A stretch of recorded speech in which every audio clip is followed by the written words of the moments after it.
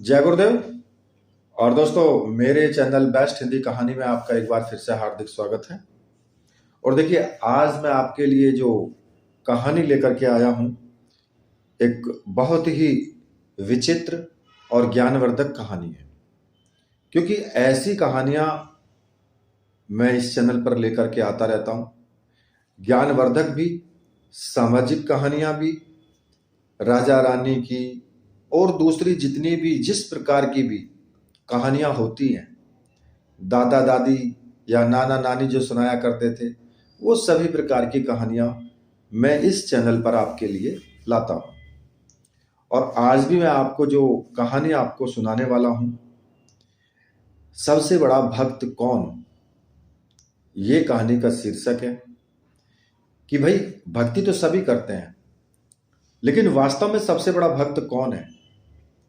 तो इसी से संबंधित एक कथा है कि एक बार फिर देवऋषि नारद के मन में ये अभिमान पैदा हो गया कि वे भगवान विष्णु के सबसे बड़े भक्त हैं, उनसे बड़ा कोई भी भक्त नहीं है। वे सोचने लगे कि मैं तो जो दिन रात भगवान विष्णु का ही गुणगान करता रहता हूं, फिर संसार में मुझसे बड़ा भक्त और कौन हो सकता है। मुझसे बड़ा भक्त तो कोई हो ही नहीं सकता, क्योंकि मैं तो स्वयं भगवान श्री हरि के चरणों में ही रहता हूं और उन्हीं का भजन करता रहता हूं। किंतु पता नहीं श्री हरि मुझे ऐसा समझते हैं या नहीं। वो भी, भगवान विष्णु भी मुझे मानते हैं इस बात के लिए या नहीं मानते। अब ये विचार करके नारद भगवान विष्णु के पास जो है क्षीर सागर में पहुंच गए और उन्हें वहां जाकर उन्होंने दंडवत प्रणाम किया। अब विष्णु जी बोले कि आओ नारद, कैसे आना हुआ। नारद जी बोले कि भगवान, मैं आपसे एक बात पूछने आया हूं। विष्णु भगवान ने कहा कि मैं तुम्हारे मन की बात तो जानता हूं, फिर भी मैं तुम्हारे मुंह से सुनना चाहता हूं कि भाई, क्या तुम्हारे मन में विचार चल रहा है। जो भी बात है उससे मुझे बताओ। तो नारद जी ने कहा कि हे देवादिदेव, मैं जीवन भर आपका गुणगान करता रहा हूं और पल पल और हर क्षण मुझे बस आपका ही ध्यान रहता है। आप मुझे ये बताएं कि क्या कोई मुझसे भी बड़ा कोई अन्य भक्त है इस संसार में आपका। अब विष्णु भगवान तो पहले ही समझ गए थे कि नारद को अपनी भक्ति पर अभिमान हो गया, किंतु वे मन की बात को छुपा करके बोले कि नारद, ये प्रश्न तो तुम्हें मेरे लिए मृत्यु लोक चलना पड़ेगा इसके लिए। क्योंकि भगवान तो जो है नारद जी को शिक्षा देना चाह रहे थे और अभिमान नारद जी को आ गया था अपनी भक्ति का। और अभिमान भगवान का भोजन है, वो नहीं चाहते कि नारद जी को अभिमान रहे। तो नारद जी बोले कि ठीक है भगवान, मैं मृत्युलोक चलने के लिए तैयार हूं।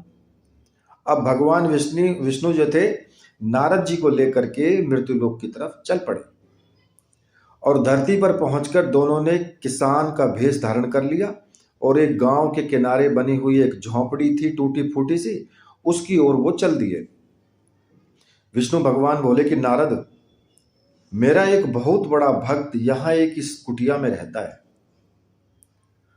आश्चर्य है, क्या मुझसे भी बढ़कर भी किसी की भक्ति हो सकती है। नारद के मुख से एकदम निकला, क्या वह भी मेरी तरह आपका ध्यान लगाए रहता है।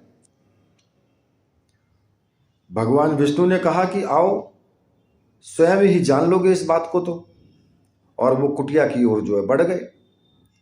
किसान उस समय कुटिया के बाहर अपनी गाय को बांध रहा था।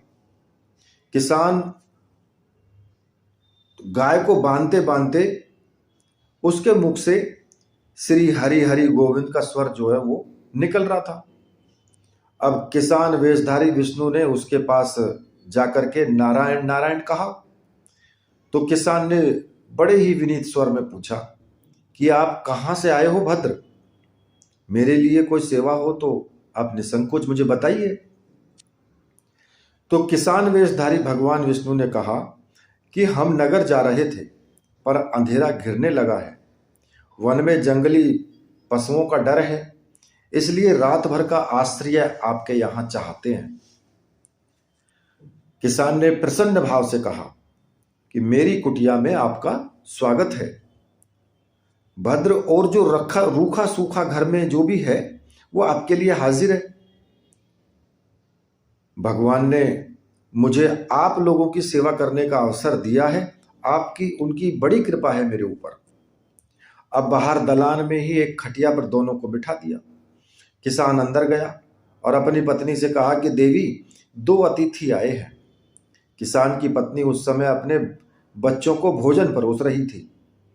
धीरे से आते ही बर्तन जो है वो दिखाती हुई बोली कि घर में इतना सा भी आटा है बस, और ये बच्चे भी भोजन मांग रहे हैं, तो मैं कैसे करूं?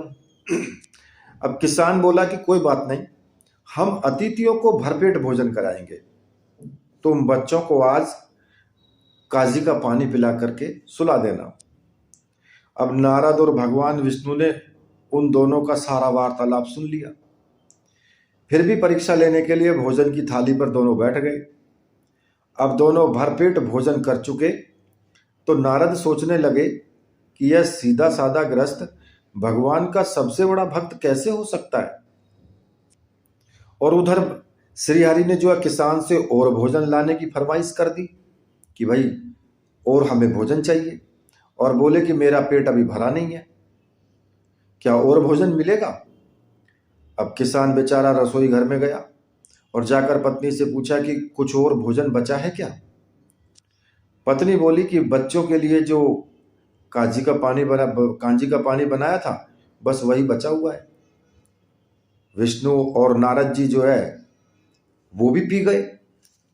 अब किसान और उसके परिवार को भूखे ही सोना पड़ा। अब भूखे बच्चे माँ के आंचल से थाम करके कह उठे कि माँ, नींद नहीं आ रही है, मुझे बड़े जोर की भूख लगी है। पिताजी ने उन अतिथियों को काजी का पानी भी क्यों पिला दिया? अब किसान ने बच्चे के सिर पर हाथ फेरते हुए कहा कि अतिथि को भोजन कराना स्वयं भगवान विष्णु को भोग लगाने के समान है बेटा। बाहर दालान में दोनों अतिथि अलग अलग बिस्तर पर लेटे हुए थे।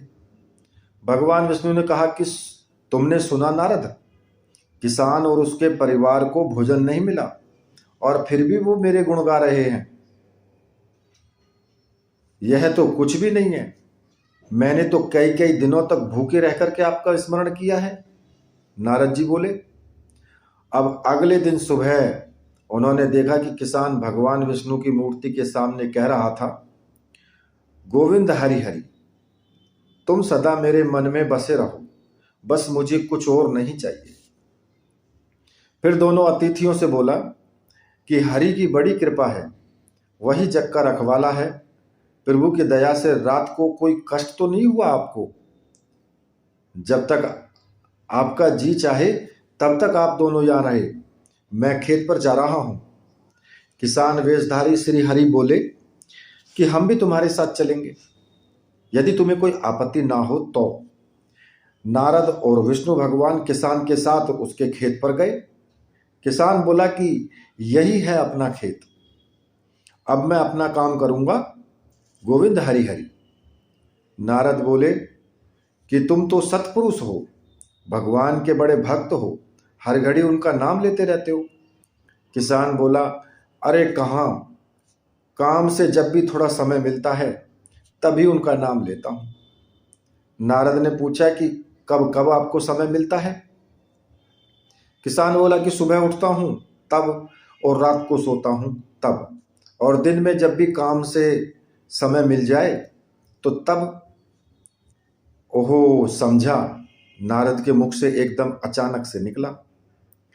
तो दोनों जब किसान से विदा लेकर के चले तो नारद ने व्यंग करते हुए स्वर में कहा कि आपने सुना भगवान, वह सुबह शाम 2 बार ही आपका नाम जो स्मरण करता है, जबकि मैं हर समय ध्यान करता रहता हूं, फिर भी आप उसे महान भक्त बताते हैं।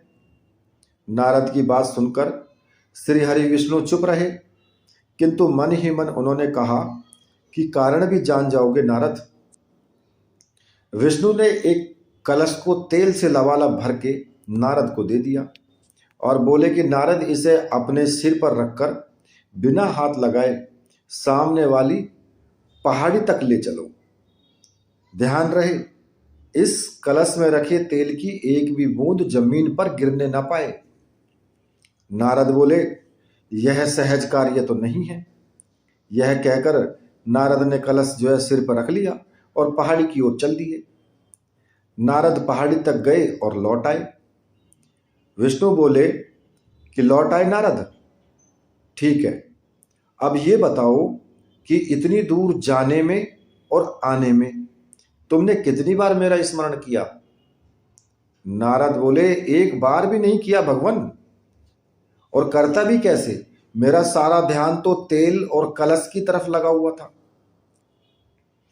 तभी भगवान विष्णु बोले कि अब तुम ही सोचो, वह किसान दिन भर कठिन परिश्रम करता है, फिर भी 2-4 बार मेरा स्मरण जरूर करता है, और तुम एक बार भी मेरा स्मरण नहीं कर पाए। अब विष्णु की बात सुनकर के नारद के जो अंतर चक्षु जो थे वो खुल गए, और वो भगवान विष्णु के चरणों में गिरकर बोले कि मान गया प्रभु, जो संसार के झंझटों में रहकर भी आपका स्मरण करते हैं वे ही आपके सबसे बड़े भक्त हैं। तो इसलिए भगवान का स्मरण जरूर करना चाहिए, भले ही आप काम करते रहें, अपने दैनिक दिनचर्या में संलग्न रहें, पर फिर भी आपको भगवान का स्मरण करना चाहिए। तो इस कहानी से आपको ये सीख मिलती है। देखिए, कहानी आपको अगर अच्छी लगी है, कहानी को लाइक जरूर करें और कहानी को शेयर जरूर करें, जिससे कि दूसरे लोगों को भी ऐसी कहानी सुन करके उनको ज्ञान की प्राप्ति हो। और चैनल अगर आपने अभी तक सब्सक्राइब नहीं किया है तो फिर चैनल को जरूर सब्सक्राइब कर लें, जिससे कि आपको जो भी मैं नई वीडियो कहानी की डालूं उसका नोटिफिकेशन आपको तुरंत मिल जाए और आप उस वीडियो को देख पाएं। इसी के साथ मैं आपसे विदा लेता हूं। जय गुरुदेव।